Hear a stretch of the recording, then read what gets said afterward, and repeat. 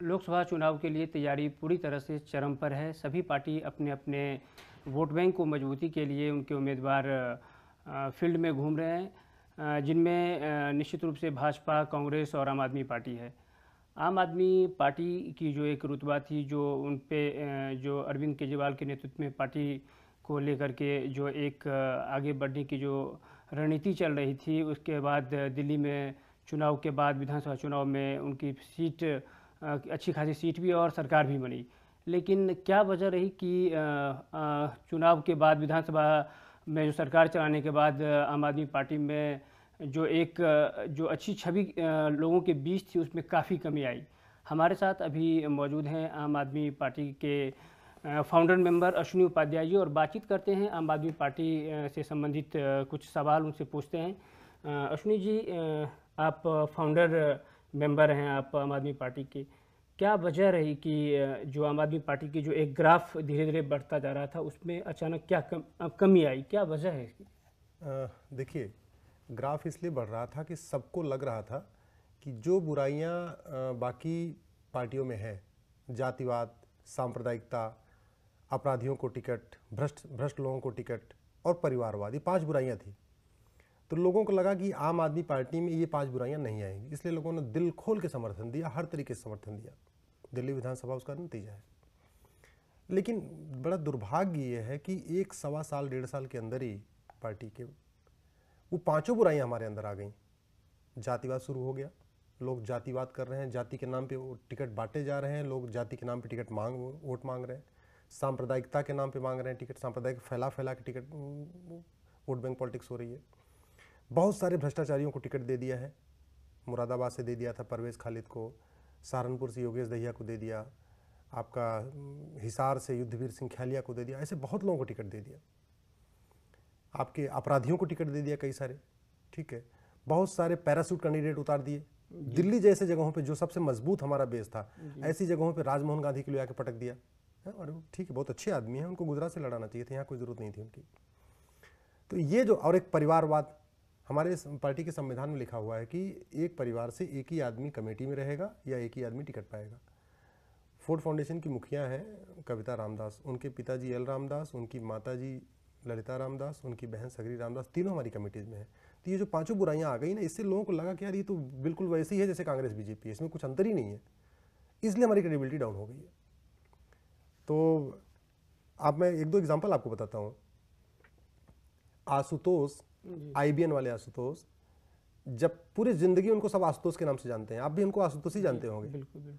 अब वो चांदनी चौक में जाके, जहाँ की 25% बनिया कम्युनिटी है, वहाँ अपने आप को गुप्ता बताते हैं कि ये मैं तो गुप्ता हूँ, मैं तो बनिया हूँ, मुझे आपका वोट चाहिए मुझे। योगेंद्र जी ने तो 2 कदम और आगे चले गए। योगेंद्र यादव गुड़गांव से लड़ रहे हैं। वो क्या करते हैं, जब अहिरवाल वाली एरिया में जाते हैं जहाँ यादव ज़्यादा होते हैं, तो वहाँ अपने आप को कृष्ण का वंशज बताते हैं कि मैं यदुवंशी हूँ, मैं तो कृष्ण का वंशज हूँ, वोट बैंक मजबूत करने, ठीक है। और जैसे ही वो मेवात वाली एरिया में जाते हैं, तो मेवात एरिया में जाते हैं तो क्या करते हैं, अपना कपड़ा चेंज कर लेते हैं। जनरली वो अलग ग्रे कलर का कपड़ा पहनते हैं। जब वहाँ मेवात की एरिया में जाते हैं तो व्हाइट कलर का कुर्ता पजामा पहनते हैं, अपने कंधे पे वो चेक वाला साफा रखते हैं, और वहाँ अपना निक नेम सलीम बताते हैं कि मेरा नाम योगेंद्र यादव तो है, लेकिन मेरा नाम सलीम भी है। तो उनको सब सलीम भाई बुलाते हैं, तो सलीम भाई के नाम से वहाँ वोट मांगते हैं। तो मतलब कहते हैं ना, ये तो पराकाष्ठा हो गई, जातिवाद और सांप्रदायिकता की पराकाष्ठा कर रखा है। बड़ा दुर्भाग्य है, इसलिए हमारा ग्राफ लगातार गिरता चला जा रहा है। अच्छा, आप आम आदमी पार्टी के लीगल सेल के प्रमुख भी थे जी। तो निश्चित रूप से कई जो आम आदमी पार्टी के जो नीतियां थी, उनसे आप नाखुश रहे होंगे, और जो पार्टी जिस विचारधारा के साथ चल रही थी वो उस पर खरी नहीं उतर पा रही थी। तो आप, मेन वजह क्या रहा जो आपने लीगल सेल से आपने जो इस्तीफा दिया, इसकी मुख्य वजह क्या रही है? इसकी मुख्य वजह यह है कि इंटरनल डेमोक्रेसी नहीं है। कोई ऐसे दे दिया कि आप लीगल सेल के प्रमुख हो गए, आप यूथ सेल के प्रमुख हो गए, आप इसके कहाँ, सब कहने की बातें हैं। इनफैक्ट जो कुछ करना है वो 4 लोग मिलकर करते हैं, बाकी सब फॉलोअर्स हैं, वही 4 लीडर हैं। अगर आप उनके खिलाफ, अगर आपने थोड़ी सी अपनी बात रखी जो आपको ठीक लगती है और उनको अगर नहीं पसंद है, तो आपको वो कह देंगे स्वार्थी है, आप उस पार्टी से मिला हुआ है, उस पार्टी से मिला, दुनिया भर की बातें करके आपको एकदम साइड लाइन कर देंगे। लोग आपसे बात करना छोड़ देंगे। मतलब वहाँ तो ये माहौल है कि जैसे आपने कुछ बोला, अपनी बात रखी, भले ही जायज़ है, अगर उनको ठीक नहीं लग रही है तो आपको लोग एकदम दूध से मक्खी निकाल के फेंक देंगे, आपसे कोई बोलेगा नहीं, आपको साइड लाइन कर दिया जाएगा, मतलब आप ऑफिस में बैठे बैठे बोर हो जाओगे। मैंने 8 साल दिया है। मैंने तो जब एनजीओ शुरू किया था अरविंद जी ने, तब से उनके साथ काम करता था।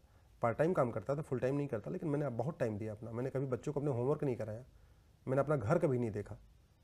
तो लेकिन अब वही है, चले थे देश बदलने, और देश तो बदलने छोड़ दे, खुद ही बदल गए। अच्छा, ये बात अरविंद केजरीवाल पे ये आरोप लग रहे हैं कि जो पार्टी के अंदर जो भी निर्णय किया जाता है, जो भी किसी भी महत्वपूर्ण मुद्दे पे अगर निर्णय किया जा रहा है तो वो किसी दूसरे की बात नहीं सुनते, वो खुद अपनी बात को तवज्जो देते हैं और उसी आधार पे अपना निर्णय करते हैं। क्या हाँ, ये फैक्ट बात है। वो तो अगर उनको ठीक नहीं लगा तो सारे लोग कह दें ठीक है, कोई मतलब नहीं करता। अगर वो कन्विंस है तो ठीक है, अगर वो कन्विंस नहीं है तो कोई फायदा नहीं है। ये तो उनके ऊपर है। वो तो प्रशांत जी हुआ और बाकी लोग भी बातें करते हैं, लेकिन कोई फायदा। अगर वो कन्विंस है तो कन्विंस है। और सबसे अच्छी बात ये है कि अगर वो आपकी बातों से वो कन्विंस है तब तो आप ठीक हो, अगर आपकी बातों से वो कन्विंस नहीं है तो आप निकम्मे हो, बेकार हो आप, मतलब फिर आपको लोग निगलेक्ट करना शुरू कर देंगे। पार्टी के अंदर ऐसे हो जाता है।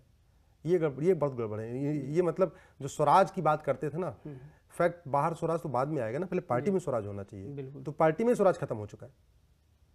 आप अभी देखो जो टिकट बटे हैं, टिकट कितना बवाल चल रहा है। मतलब भारत के इतिहास में शायद पहली बार ऐसा होगा, किसी पार्टी में लोग अपना टिकट वापस कर रहे हैं।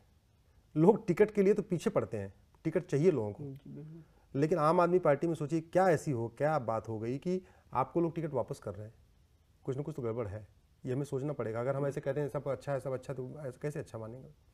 क्या बात है कि आप एक चैन देखो, आपने बाबा रामदेव जी के साथ लिया, उनको धक्का मार के बाहर कर दिया। जस्टिस संतोष हेगड़े धक्का मार के बाहर कर दिया। किरण बेदी धक्का मार के बाहर कर दिया। श्री रविशंकर धक्का मार के बाहर कर दिया। अन्ना हजारे उनके सवाल को जवाब नहीं देते। मतलब दुनिया में, देश में जितने लोग थे, अरे उनका कुछ कंट्रीब्यूशन तो था ना। इस मोमेंट में सबका कंट्रीब्यूशन था, जब ये आंदोलन शुरू हुआ सबका कंट्रीब्यूशन था। लेकिन आज की डेट में सारे निकम्मे हैं, सब बेकार हैं। यानी कि आप मानते हैं कि एक जो तानाशाही प्रवृत्ति जो है उनमें, हाँ, पार्टी के निर्माण के बाद उनमें ये बात बिल्कुल डेवलप हो चुकी है। और वो बड़ा दुर्भाग्य है। देश के लोगों को भरोसा नहीं होगा अब किसी और पार्टी। इस पार्टी से बड़ी आशाएं थी, लेकिन इस पार्टी ने जिस तरीके से लोगों का वो तोड़ा है ना, विश्वास तोड़ा है। अब अगले 10-20 साल तक लोग किसी भी एक नई पार्टी भरोसा नहीं करेंगे। वो कहेंगे यार इससे अच्छा तो जो कांग्रेस भाजपा है ठीक है, हम उसी में ठीक है।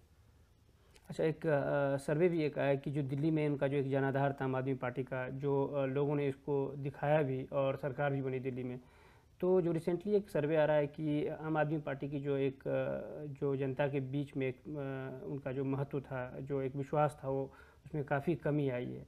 तो क्या आपको लगता है कि ये चुनाव में, लोकसभा चुनाव में इसका इफेक्ट दिल्ली में नहीं, इसका इफेक्ट पूरे देश में आएगा। देखिए क्या हुआ, आपने पहले बोला कि जी एक खुद ही नियम बना लिया। किसी ने फांसी तो नहीं लगाई थी, किसी ने आपके ऊपर कंधे पे तलवार तो नहीं रखी थी।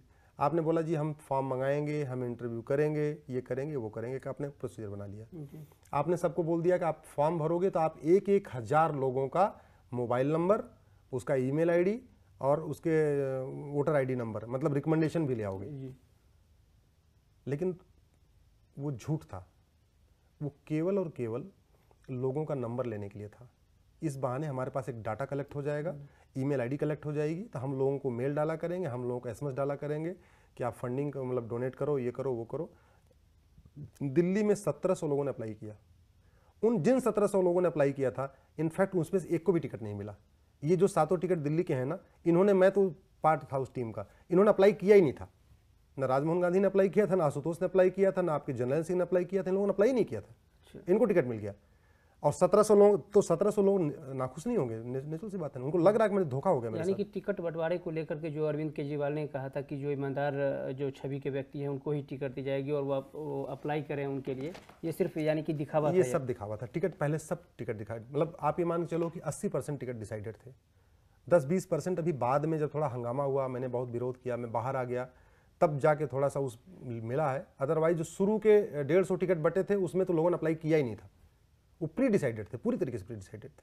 अच्छा, ये टिकट बंटवारे को लेकर के भी काफ़ी विरोध लोकसभा चुनाव में कुछ उम्मीदवार को जो टिकट दिए गए उसके काफ़ी विरोध हुए। उसमें ये भी आरोप लगे कि कुछ अपराधी प्रवृत्ति के व्यक्ति हैं और कई ऐसे उन पर दाग थे जिनको भी टिकट दिया गया। तो क्या जो अरविंद केजरीवाल और आम आदमी पार्टी की जो एक नीति थी और जो उन्होंने काफ़ी मुद्दा उछाला भी था कि साहब छवि वाले व्यक्ति को ही टिकट दिया जाएगा, तो क्या इसको पूरी तरह से दरकिनार कर दिया गया पूरी तरह से? पूरी तरीके से दरकिनार नहीं किया, लेकिन हाँ इसको पालन भी नहीं किया। आप ये नहीं कह सकते कि इसको हमने पालन किया। हमने भ्रष्टाचारियों को टिकट दिया है, हमने अपराधियों को टिकट दिया है, कई टिकट खरीदे गए, बहुत जगहों पे टिकट खरीदे गए और बेचे गए। उसके लिए क्या किया कि सिंबॉलिक तौर पे एक यूपी का एग्जांपल आप लोगों की एक ऑडियो रिलीज हुआ जिसमें 5 सीटों का नाम था। मछली शहर था, मिश्रिक था, जौनपुर था, सीतापुर था, मोहनलालगंज था। 5 सीट उस रिकॉर्डिंग में पता चलता है कि हाँ 5 सीटों पे डील हुई है। आपने क्या किया, सिंबॉलिकली अरुणा सिंह को निकाल दिया जिसके आवाज़ थी। भाई 5 अरुणा सिंह के पास इतनी अथॉरिटी नहीं थी कि वो 5 सीटें डिसाइड कर देती।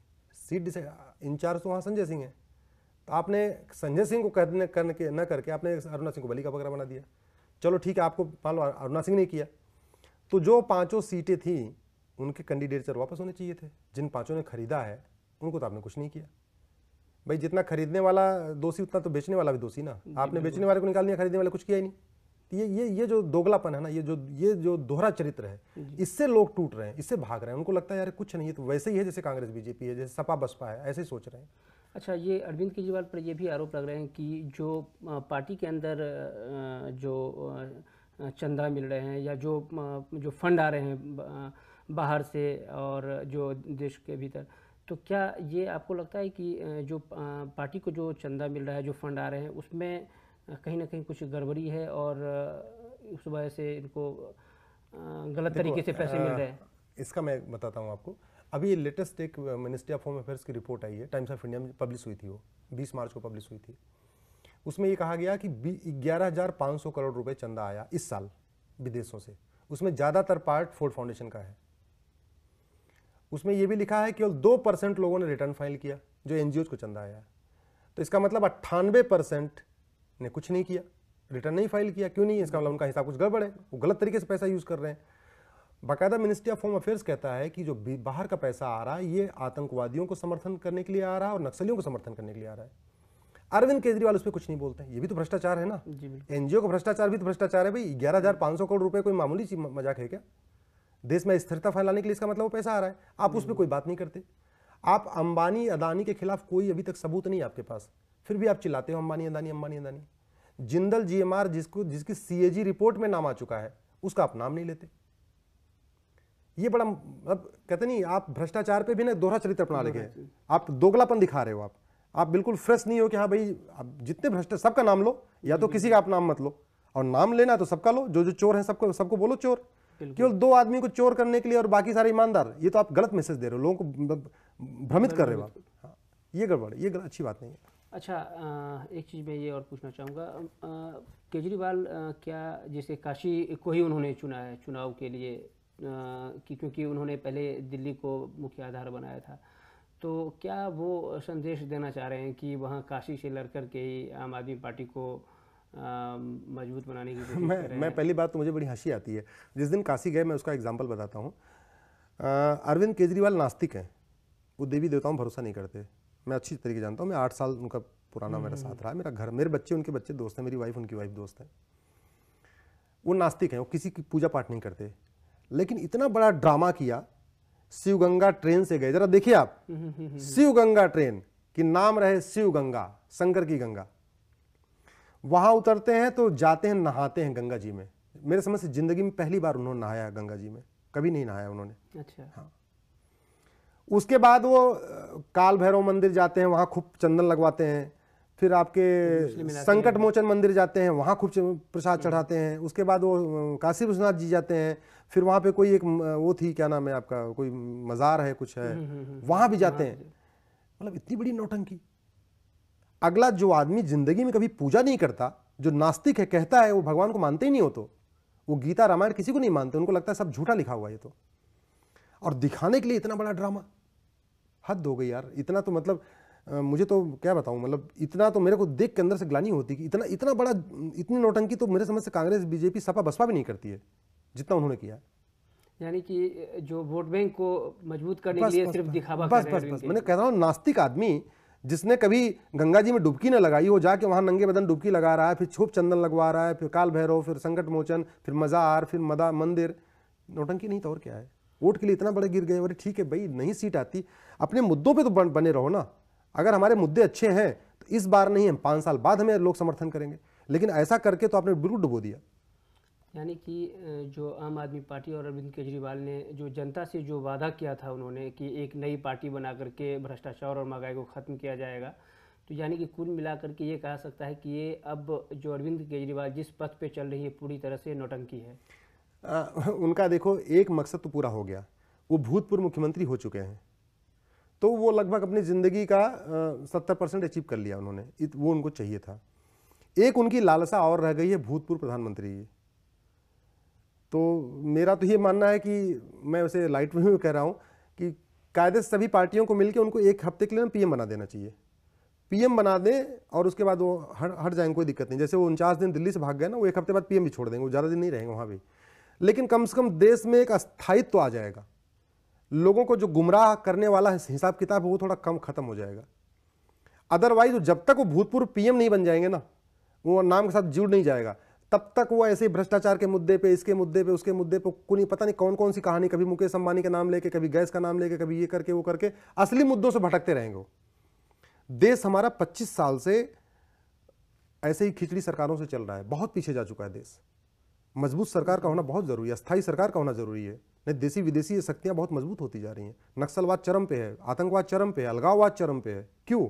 मजबूत सरकार नहीं है हमारे पास, भारत बहुत पीछे जा चुका है। तो मेरा तो यही कहना है कि सारी पार्टियों को मिलकर अरविंद केजरीवाल जी को एक हफ्ते के लिए पीएम बनाओ, उसके बाद वो खुद छोड़ देंगे, वो आपको कहने की जरूरत नहीं, एक हफ्ते बाद छुरी छोड़ के भाग जाएंगे, तो देश में शांति आ जाएगी।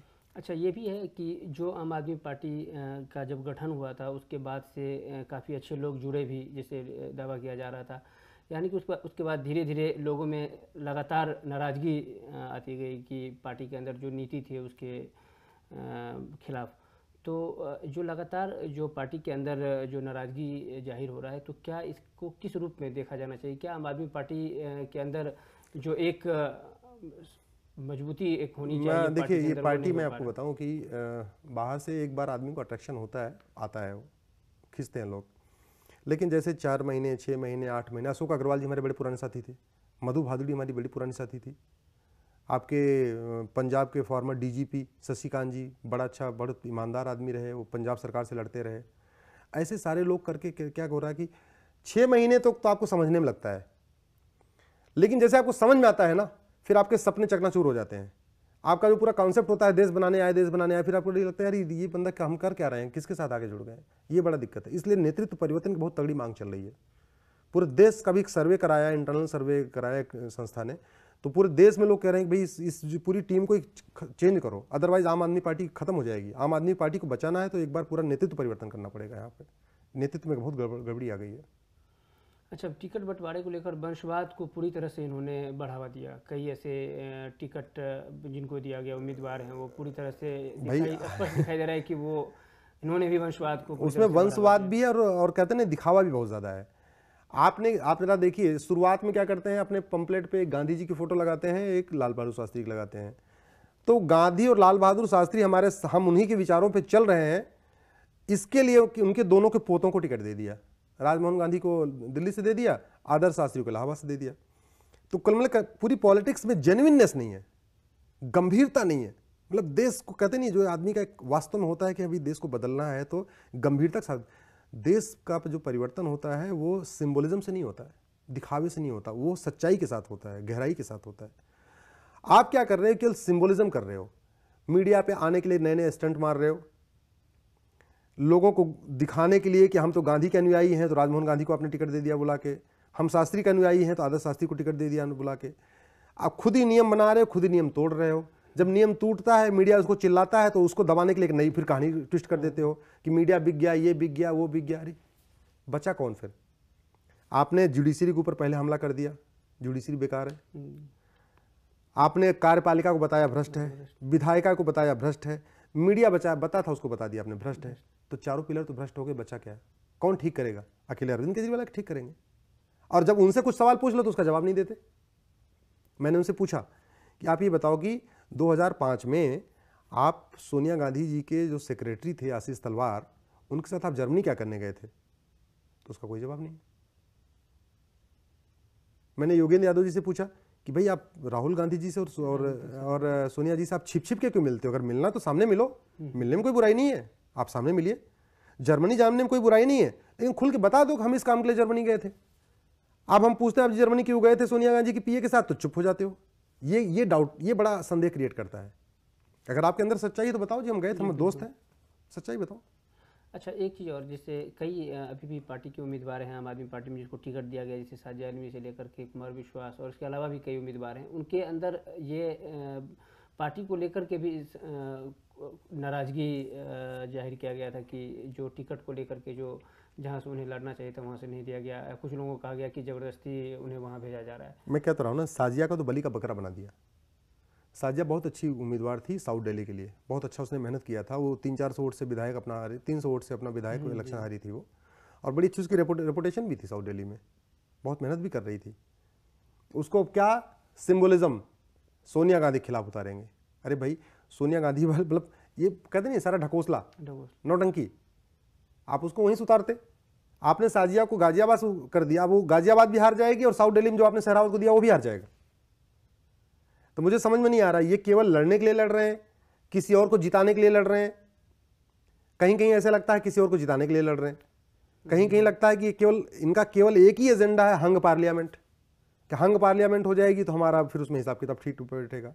दुनिया भर की इनकी मतलब पता है, बड़ा इससे बड़ा कंफ्यूजन क्रिएट हो गया, बहुत ज़्यादा कंफ्यूजन क्रिएट हो रहा है। यानी कि अरविंद केजरीवाल जो अपने बात पे अडिग जो नहीं, वो भागते रहते हैं। वो शाम को आज कुछ कह देंगे, कल ही कुछ कह देंगे। कभी कहते हैं हम मोदी समर्थन नहीं लेंगे, अभी कल परसों बोल दिया आज हम समर्थन दे देंगे मोदी को। तो कुछ भी भरोसा नहीं है, मतलब वो कुछ भी हो सकता है। अगर खिचड़ी सरकार बनेगी तो किसी के साथ भी जा सकते हैं, वो कांग्रेस के साथ भी जा सकते हैं, बीजेपी के साथ भी जाते हैं, कहीं भी जा सकते हैं। जहां से सेटिंग हो जाएगी वहीं चले जाएंगे। कुछ उनका एजेंडा ही नहीं बचा ना अब तो। पहले कहते थे भ्रष्टाचार हमारा मुख्य मुद्दा है, अब कहते हैं भ्रष्टाचार हमारा मुद्दा नहीं है, तो सांप्रदायिकता हमारा मुद्दा है। लोकपाल के मुद्दे पे इतना गुमराह किया, देश को इतना गुमराह किया। 50 साल तक मैं चैलेंज करता हूं कि जन लोकपाल के नाम की चीज दिल्ली में आ ही नहीं सकती है। इस भारतीय संविधान के रहते तो जन लोकपाल नाम की चीज दिल्ली में ही नहीं आ सकती है। हमारा संविधान कहता है कि अगर केंद्र ने कोई कानून पास कर दिया तो वो वही वाला लागू होगा स्टेट के ऊपर, अलग से नहीं हो सकता। अरे भाई अगर आप ईमानदार हो तो जो लोकायुक्ता कानून है उसके जो क्लॉजेज हैं उसको अमेंड कर दो। जो कुछ आपके जन लोकपाल में है इसके सारे क्लॉजेज वहां डाल दो और उसको नाम पढ़ाने दो। लेकिन आप जन लोकपाल का झुंझुना बना रहे हो, जैसे बीजेपी राम मंदिर का झुंझुना बजा देती थी, ये कांग्रेस वाले मनरेगा का झुंझुना बजाते हैं, वैसे आप जन लोकपाल का झुंझुना बना रहे हो। आपके पास आपकी नीयत ठीक नहीं है, आप एक्चुअल में भ्रष्टाचार खत्म नहीं करना चाहते, आप एक्चुअल में स्वराज नहीं लाना चाहते। स्वराज बाहर कैसे लाओगे? पहले आप पार्टी के अंदर स्वराज नहीं लाते, अंदर डिस्कस नहीं करते आप हम कहते हैं कि भाई चलो यार इस मुद्दे पर बात कर लेते हैं, कोई तैयार नहीं। अगर आपने ज़्यादा कुछ बात कर दिया थी तो एजेंट हो गया किसी का, ये तो टिकट मांग रहा था, मेरे को बोल दिया कि तुम्हें टिकट नहीं दूंगा। अब मैं चैलेंज करता हूं, तब से मैं कह रहा हूं भाई मेरे को सबूत तो दिखाओ मैंने टिकट मांगा है। उसके लिए माफ़ी तक नहीं मांगी आज तक। उस दिन झूठ बोला था कि टिकट चाहिए, पूरी मीडिया में आके बोला कि हाँ इनको टिकट चाहिए, टिकट नहीं दूंगा। इतना बड़ा झूठा कि जब मैंने कभी अप्लाई किया ना मैंने कुछ किया, मैंने कभी सपने में भी नहीं देखा था, वो कह रहा टिकट चाहिए। तो यानी कि जैसे विनोद कुमार बिन्नी को लेकर के भी आरोप लगे थे कि उन्होंने जो कुछ मुद्दे उठाए थे उनको फिर बाद में उन्होंने कहा कि नहीं टिकट को लेकर के इनकी मांग थी जिसकी वजह से इनकी नाराजगी है, आप पे भी ये आरोप लगा दिया गया। तो यानी कि ये जो सारी बातें हैं वो डाइवर्ट करने, कुछ बोलने के लिए नहीं है ना, तो बस यही बोल दो टिकट चाहिए, बस टिकट मांग रहा था ये। मतलब उनके पास हर कहते हैं हर बीमारी की एक इलाज, हर रोग की एक दवा है। कुछ भी आप बोलो जो उनको पसंद नहीं है तो ये तो टिकट चाहिए इसको भाई। और एक अपनी उनकी टीम है आईटी की, उससे वो एकदम सोशल मीडिया में अटैक करवा देंगे। फेसबुक पे ट्विटर पे आपको अच्छी खासी जबरदस्त गालियां पढ़नी शुरू हो जाती हैं। मेरे को तो कुत्ता पुत्ता पता नहीं क्या क्या बोलते हैं लोग सोशल मीडिया पे आके। जिसने 8 साल लगा दिया जिंदगी में, कभी चाहा नहीं कुछ, कभी बच्चों को अपने कुछ मैंने अपना होमवर्क तक नहीं कराया ढंग से, ठीक है, बच्चे तरसते थे पापा आप हमारे साथ कहीं बैठते नहीं हो, उसको कहते हैं जी वो तो टिकट चाहिए। तो क्या बताएं ऐसे लोगों से। यानी कि कुल मिलाकर ये कह सकता कि जो आम आदमी पार्टी का जो गठन किया गया था वो अपनी जो एक उनकी नीति थी बिल्कुल भटक गई, बिल्कुल भटक गई। इसलिए मेरा तो यही कहना है कि मतदाताओं को बहुत सोच समझ के करना चाहिए। अब ये मतदाताओं के ऊपर है कि वो कितने सोच और समझदार हैं, उनको बहुत सोच समझ के डिसीजन लेना चाहिए, क्योंकि बहकावे में नहीं आना चाहिए। असलियत तो मैं जानता हूँ क्या है असलियत। धन्यवाद, बहुत बहुत धन्यवाद अश्विनी उपाध्याय जी, आपने समय दिया। Thank you.